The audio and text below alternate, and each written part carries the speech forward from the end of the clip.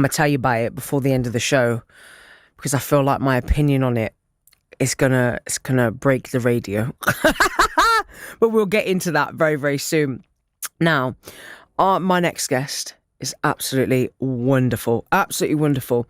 Now, the lovely Imani is with me. And actually, I've caught up with Imani before. You may remember her. So, if not, though, don't worry. You can always go back and listen to our previous interviews.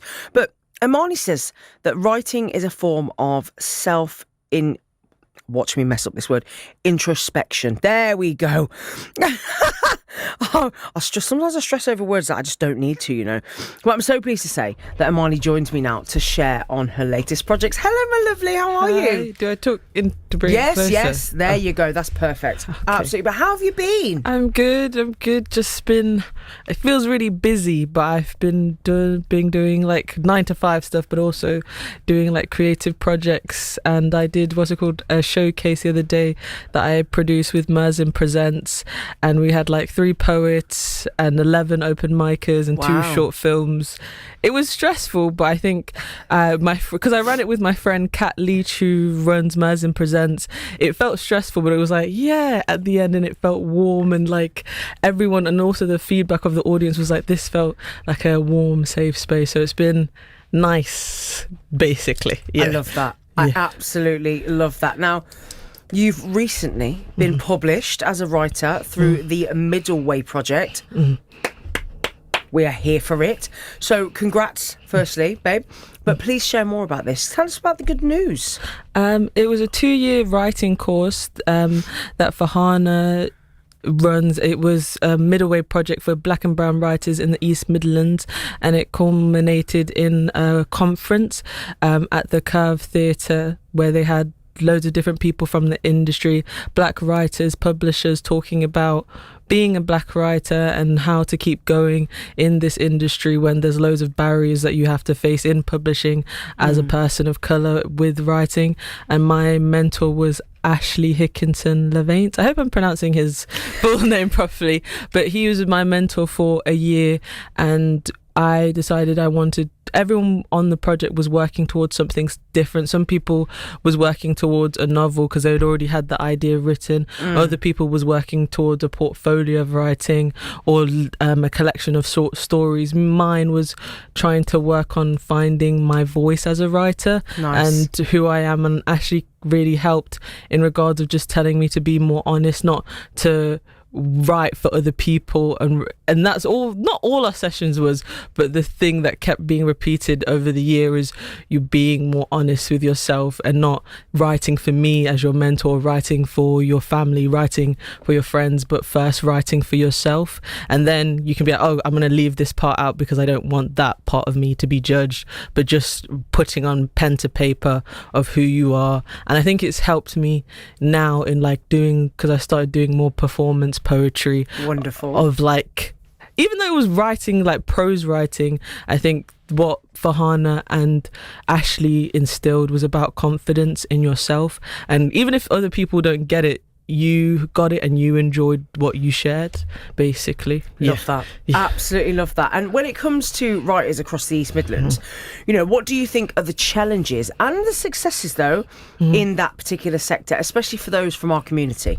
I think some of the challenges is that people aren't aware of because I think there's quite a lot of rich history of writers, and that's what they talked about at the platform event for Black and Brown writers, specifically in the East Midlands. Sometimes it's overlooked and people think that the only literary or creative scene is in Manchester maybe, or even London more specifically, and no one really thinks of Leicester or the Midlands as a hub for creativity. And so sometimes I think for me, when I first started, it was like there's nothing here in Leicester. Leicester has no creativity. But Leicester has so many like creative spaces. There's Get Mouthy, Literati, Queer Coffee, Link Up, Semantics, and all these places like poetry exists. But I think sometimes the struggle is finding those places when you're in them, and you just in one event you find all these other ones, but when you've never heard of them, then it's like there's nothing there, and it feels like you're alone in a space of creativity. Yeah. And for me,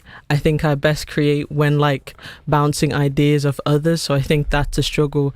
But I think the strength of being in the Midlands, it's not oversaturated, but you're able to grow without feeling, because I used to live in London and I feel like creatively when I was expressing myself, it felt like there was so many eyes on you and you had to have a polished version when you bought it. But I feel like the Midlands, but maybe because I'm from here and my bias is that I can bring something out and it won't be judged. They'll see the beauty and the rawness of the material that I bring. But when I lived in London, I didn't feel that same. Maybe because I'm also a transplant to London, so I was like, I have to be polished, I have to represent Leicester in the best way. But when I'm here at home, I can just bring my things, and then the community I've built around myself helps me shape it and grow it into something more. And it's not about perfection, it's more just about that. Not that's a Leicester specific or a Midlands specific, but that's how I feel about the creative space in the Midlands compared to other hubs of creativity in the UK. I'm here for it. I'm absolutely here for it. Now, of course, you just mentioned about the performance showcase that you hosted and curated. You know, so it sounds like it went really, really well. Sounds like it went really well. Can you tell me a bit more about some of the poetry headliners that were there? So we had Vig's, I have to get it up on my notes app, but we had Vig's Poetry, Lena Gunju and Abida Akram. Abida Akram was one of the writers who was on Middle Way Project and who I'd like gone to master classes with and heard her reading, and I asked her to read some poetry. And Lena Gunju is a poet who I saw perform at the Black History Month Scratch Night at the Curve. Nice. And her poetry is exploring black girlhood and Afrofuturism and being whimsical. And to see her perform, it felt like warm and an embrace of how she brought the audience in to her performance. And Vig's poetry, I'm trying to remember, but I'm going to put it up on my notes app, actually. I think he may be, Viggs is a mental health advocate. Yeah, mental health advocate. And he also is the creative director of Birmingham. I can't remember the name right now. But when I saw him performed, I felt that he brought us all in, and there was vulnerable poetry that he shared with us about trauma, but I felt in the space that it didn't feel heavy. It just felt like he was sharing his artistry with us and bringing us into how he felt, and it felt safe and warm to share all those things and all those deep feelings that he had with us. And he came all the way from Birmingham as well to perform the poetry, and I think all of them was really incredible, but I was kind of lost. Sorry. No, it's all good. Never apologise. Now, as you said as well, you showcased 2 fantastic short films. So tell me a bit about them. So there was Dancing Shoes by Brittany Virginia, who's Bahamian,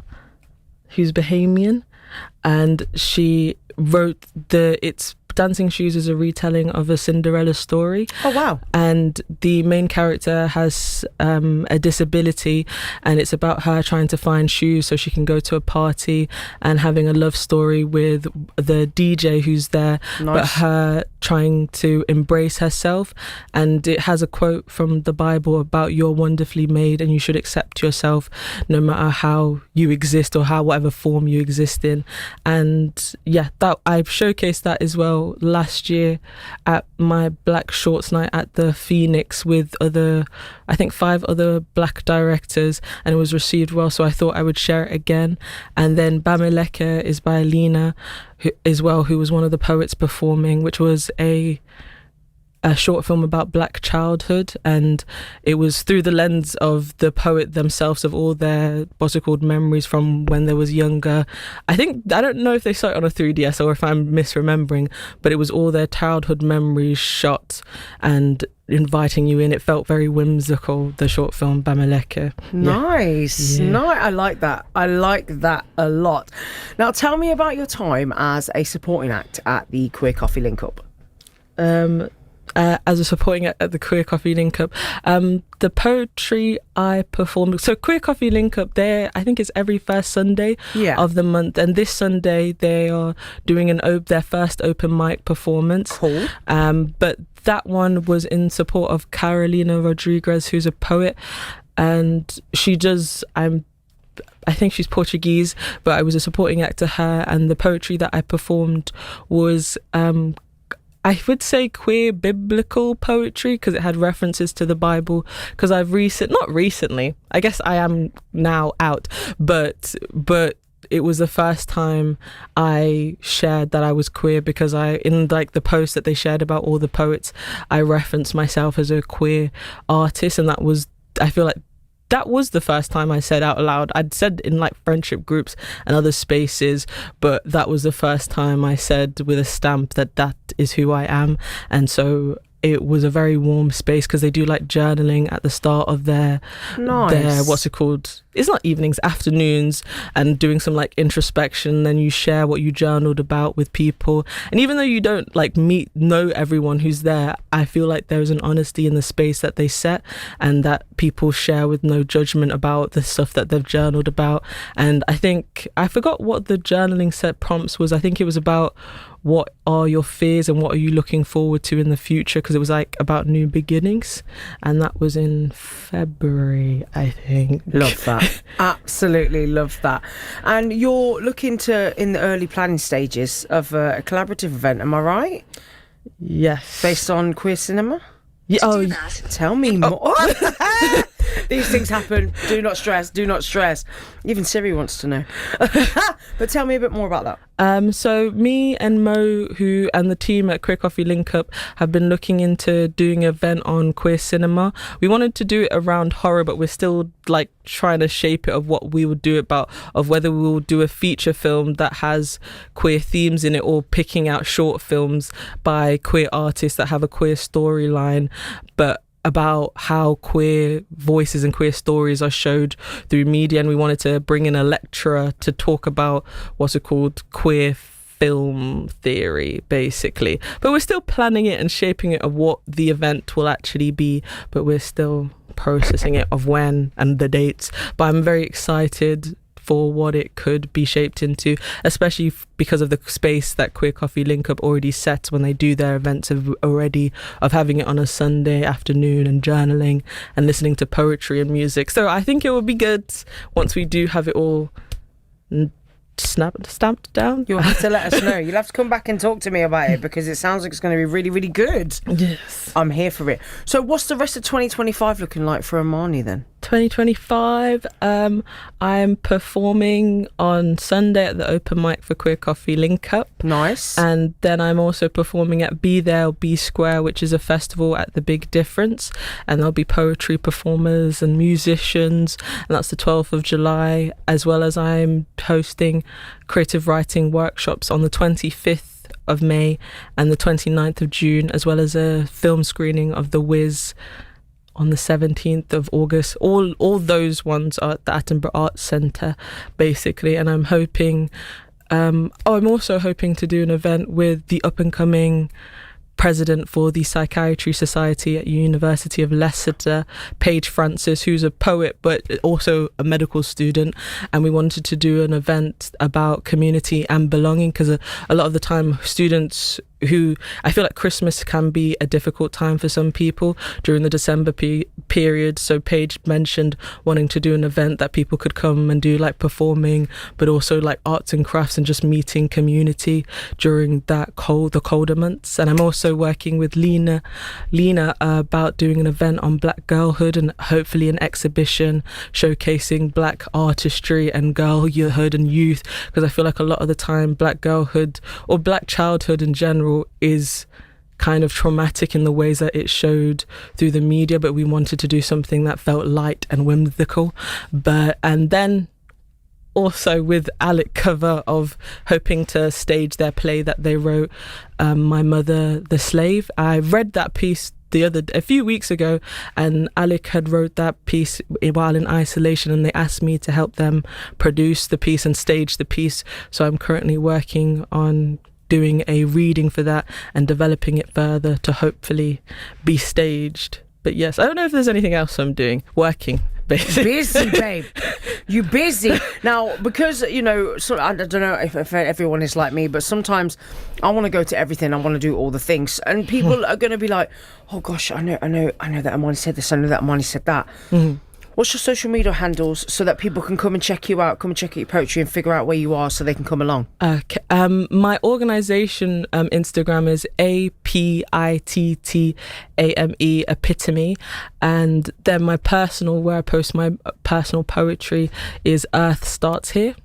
But yeah, those are where you can find my stuff, as well as on the Attenborough Arts Centre website for the creative writing workshops on the 25th of May and 29th of June, and the film screening of The Wiz as well, if people would want to come and see those things. Fantastic stuff. Imani, as always, it is a pleasure to have you in the studio. There you go. Make sure you go and check out Imani and everything that she's got going on with her performances. Go and show her some love on social media as well.